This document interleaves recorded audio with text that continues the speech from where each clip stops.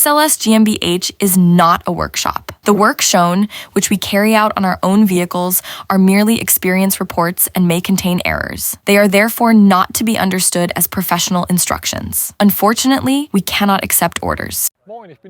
Hi there, I'm Niels from SLS, and today we're back at our trusted upholsterer, Gerald Kieser. We've brought our 380 SL, which had a cracked dashboard, and we're hoping to get some proper advice today on how to solve this issue. We weren't very satisfied with the plastic cover, so we'd like to have it reupholstered in genuine leather. Let's see what comes out of this.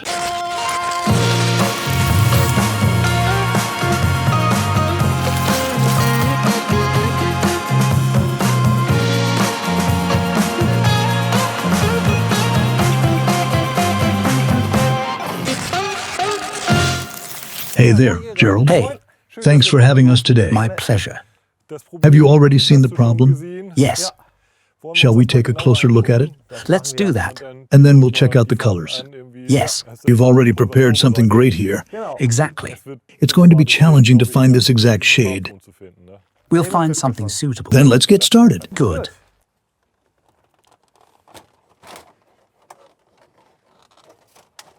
Oh, this is going quite easily now because we've already peeled off this silicone adhesive beforehand. That would have taken hours.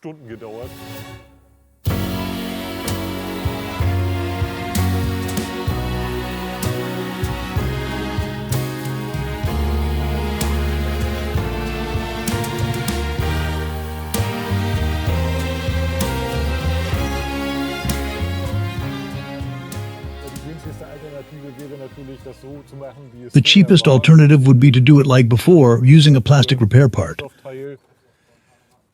But we weren't really happy with that. We're also unsure about its durability. The other one was already broken. This time we want to do something good for this car and want to have a proper repair. And then we'll see. It might be a bit more expensive, but this can only be a quick solution for people who might want to sell the car or don't care that much about it. You would now cover it with leather, right? Exactly. That means such cracks. Here it's already been filled a bit, but has cracked again. Correct. How can we prevent that now? You would see that on the leather over time as well. It's very important that the cracks are cut out a bit more here, because they always bulge up and would create a step. Yes. Then fill it cleanly with fiberglass filler. And then there's a fabric that will be glued over it. Then it can crack underneath again, which it will, as you can see. It can move, and the fabric prevents the crack from showing through the leather later. And that's like a fabric. Oh, okay. It's something like foam. Similar to foam, but you can glue well on it because it forms a solid fabric layer.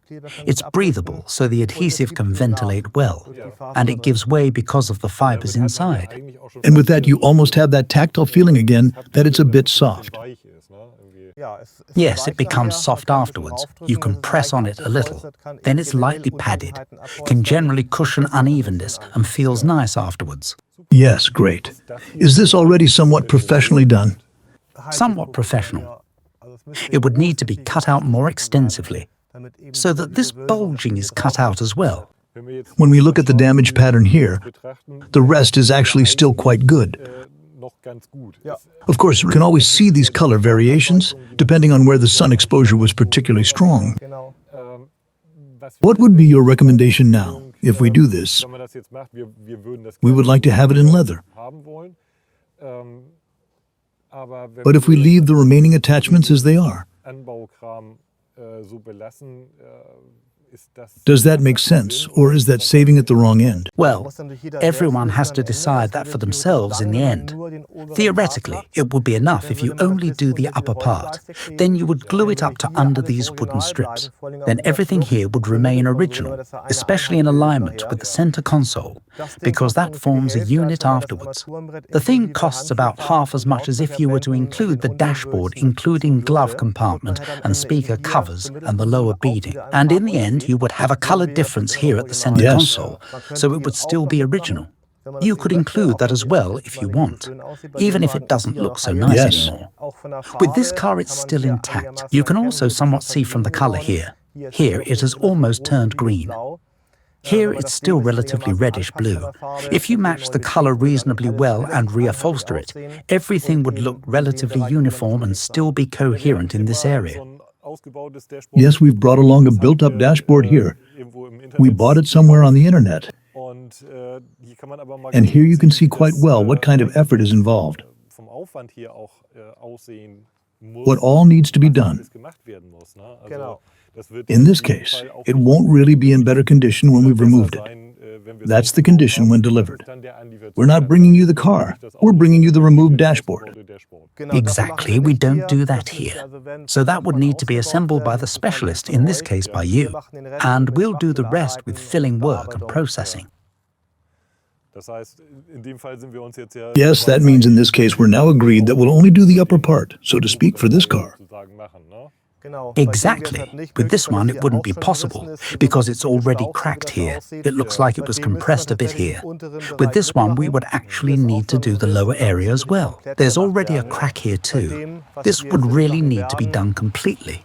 With what we're actually going to do now, it's just the upper area. That will be sufficient for this. Yes, and now of course comes the question of color selection.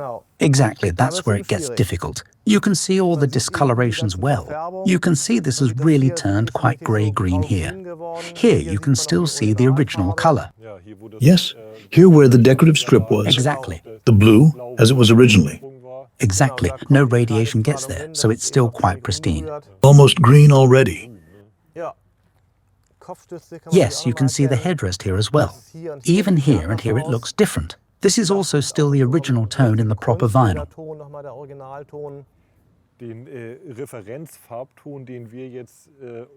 The reference color tone that we would choose here would then be the speaker cover. Exactly. That needs to match somewhat, so that we might have a small deviation in color, which we might have to live with. Exactly. But that's what we'll use as our reference now. I would say so. Since we're leaving the lower area complete, exactly. I would say so. Since we're leaving the lower area completely, the upper part needs to match this area as best as possible. And that's where you choose a leather now, from the leather color catalogs. Unfortunately, they always vary slightly from hide to hide, so you never know 100%. This is divided by year of manufacture. Sometimes something from a different year fits better. Here you have the older ones up to 71. Since we have an 82 here, we'll take something from this color chart. 80 to 98, in this case it would be this color number here. And it matches this relatively well. Yes, that's true. It's going quite precisely in that direction. Exactly. That would be an older blue tone. It's a bit more grayish. It doesn't fit quite as well. That would be another blue tone. Looks quite different in terms of structure and grain. Doesn't fit quite as well either. The color is much too strong. Yes, that might be more like it if you take the back side, the untouched one. That might be closer to it, just not in terms of the grain. Although this one here still actually fits best. Now leather and vinyl always have a different grain. You have to live with that in this case. This is the older grain, and this is the newer typical Mercedes-Benz grain. Okay, so we're primarily interested in the front side, and there we are already. I also think this is pretty close. Yes, leather changes its color, structure and appearance over time anyway. It becomes somewhat shinier, usually a bit darker. It often adapts more to the original. The original, especially if it was leather before, was just like this. The vinyl also had exactly this color, and it will adapt more in this direction over the years or even months. That will be even less noticeable then, so it gets patina. A bit more shine, and then it will hardly be noticeable afterwards. Okay, so we're basically agreed on the color tone now. Exactly. How much material do you need for something like this? In our case, for the upper part. For the upper part, theoretically 1 square meter would be enough in principle, but we always have to buy half a hide of leather as a minimum purchase quantity. And due to the waste in the leather, there are flaws and they are also large, bulky parts. We'll need about maybe just under 2 square meters there. That means we have to buy half a hide, which usually always has about 2.8 square meters. The rest is waste or enough for a few A pillars or some small parts. And what about the time involved? What do you think? Approximately. Time required, about a week, definitely 3 to 4 days. If a lot of filling is needed, definitely a bit longer. 5 days maybe. That time will definitely be needed. Plus, of course, installation and removal by other trades beforehand. Yes, that's quite substantial, but it should be worth it. And I think we'll definitely consider it and give you the order for it. That sounds good. Then we'll order the leather in good time. It's not available overnight either. And when it's here, we can get started. Sounds like a plan. Yes, great. We're now back from the upholsterer, where we selected the matching cowhide. And now we're removing the dashboard and need to deliver it to Mr. Kaiser. During our intermediate work on the car, we've already avoided reinstalling some things. That actually makes the start easier for us. These are now the lower panels for the footwell and the glove compartment interior, and therefore we can just continue now. This is our first dashboard removal on a 107. The seats stay mounted, but the footwell needs to be cleared. The inner window frame trim unfortunately has to come out. There's already a video about working on the sun visors. Don't forget to disconnect the battery. Starting from the top, we pull the pillar padding backwards out of the clips. Behind the ashtray, the screws for the ashtray mounting frame become visible, as this needs to come out next, and this is the only way we can access the screws for the gear console wood. When removing the console wood, slightly lift at the front and slide backwards. Plan some time for the plug coupling in this phase. Both on the wood and on the connectors, the corners tend to break off when force is applied. On our 82 US car, the climate control trim is already freed just by the surrounding parts. Finally, the console is still clamped in by the carpets. Hanno removes the steering wheel and cockpit. I remove the glove compartment lid. This provides access to the upper plug coupling.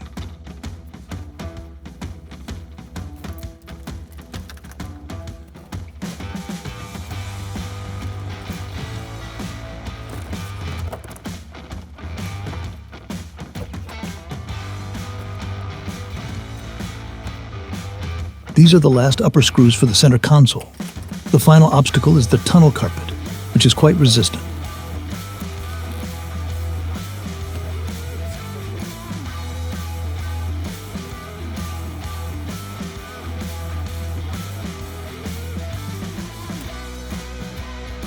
No, this was actually glued here. But Gerald is right. So at this point, it might really make sense to recover it. It's really quite nasty.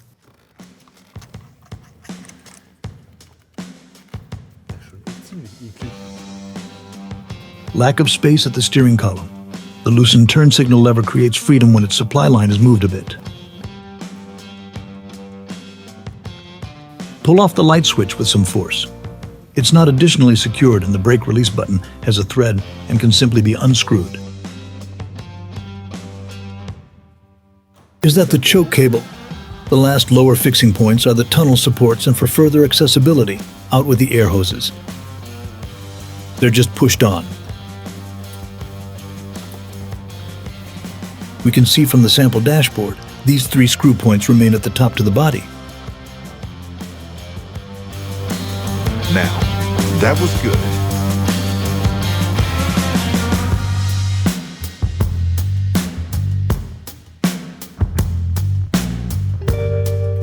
Dieser Gummilappen gerade der untere Teil bleibt im Auto und der obere Teil, den heben wir mit dem Armaturenbrett ab.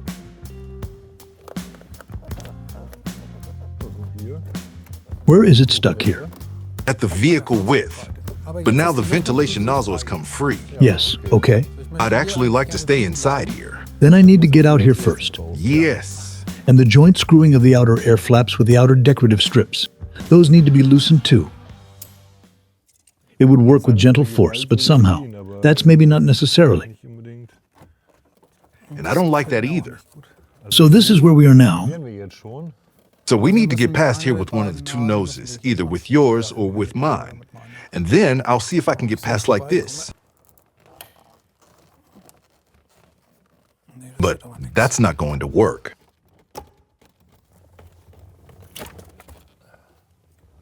Okay. The wiser one gives in. Clearly visible. That wasn't nice. Can it be done better? More about that in part 3.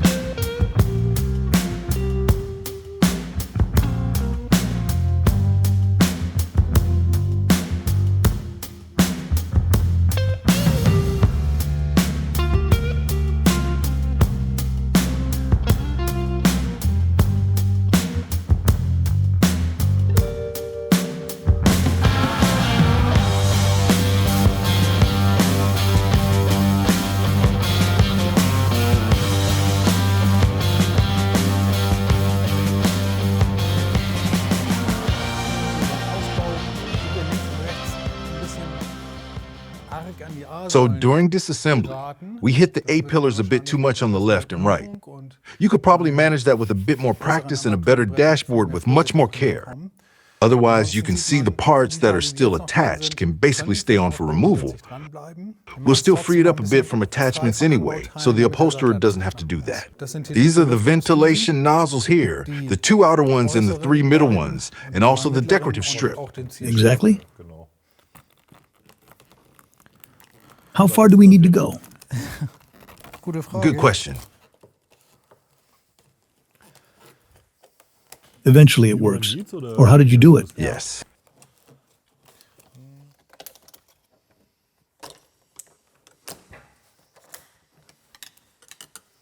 So sieht die aus. Und wir haken den This is what it looks like, and the barbs first go over the metal ring and then into the window. Fenster rein.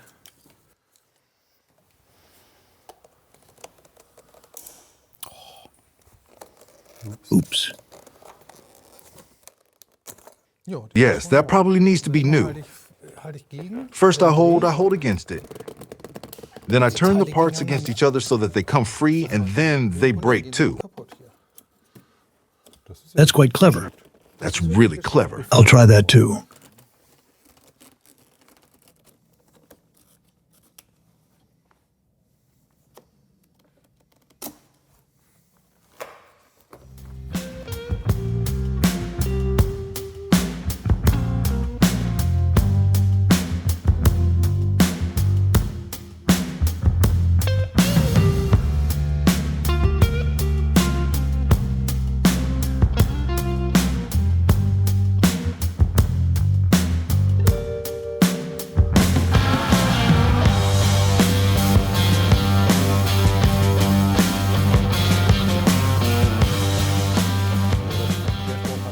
So, we've now completely removed the dashboard. The parts spread out on the floor behind us actually needed to be removed.